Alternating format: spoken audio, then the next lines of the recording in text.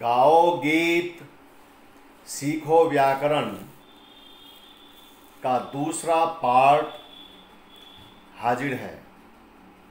इस गीत में हिंदी वर्णमाला के वर्णों और उनके उच्चारण स्थानों की बात की गई है। आप जानते हैं कि वर्ण और उनके उच्चारण स्थान से संबंधित प्रश्न छोटी से बड़ी तमाम परीक्षाओं में आते रहते हैं। मैं इस गीत को आओ बच्चों तुम्हें दिखाएं के तर्ज पर गा रहा हूँ। आप किसी दूसरी धुन में भी इसे गा सकते हैं। ध्यान दें।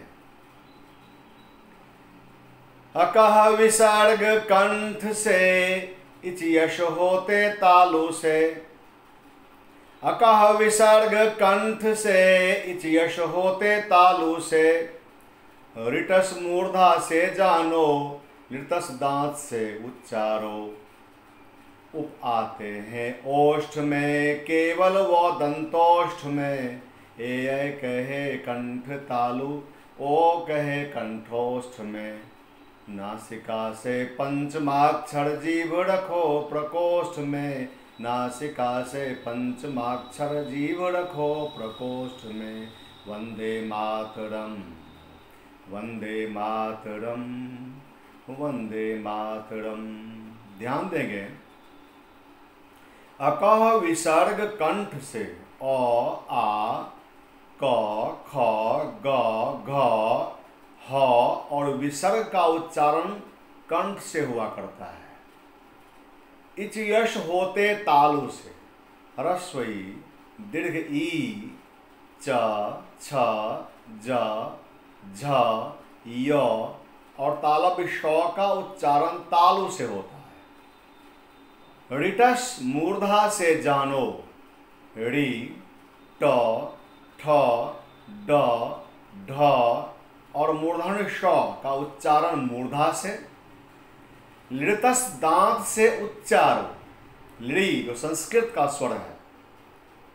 त थ द ध और दंत स का उच्चारण दांत से होता है। उप आते हैं ओष्ठ में ह्रस्व उ दीर्घ उ प फ ब भ का उच्चारण होठ से। केवल वो दंतोष्ठ में एकमात्र वर्ण है वो जिसका उच्चारण दांत और होठ दोनों के सहयोग से होता है।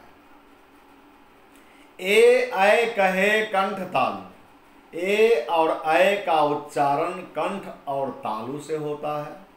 ओ औ कहे कंठोष्ठ में ओ और औ का उच्चारण कंठ और होठ से होता है। नासिका से पंचमाक्षर नासिका कहते हैं नाक को। पंचमाक्षर कवर का अंगों चवर का यों टवर का अरों तवर का नौ पवर का मो ये पंचमाक्षर हुए। इसमें एक और जोड़ दें अनुस्वार का उच्चारण भी नाक से हुआ करता है। अब आपकी सुविधा के लिए इस गीत का फोटो इस वीडियो पर मैं पोस्ट कर रहा हूँ।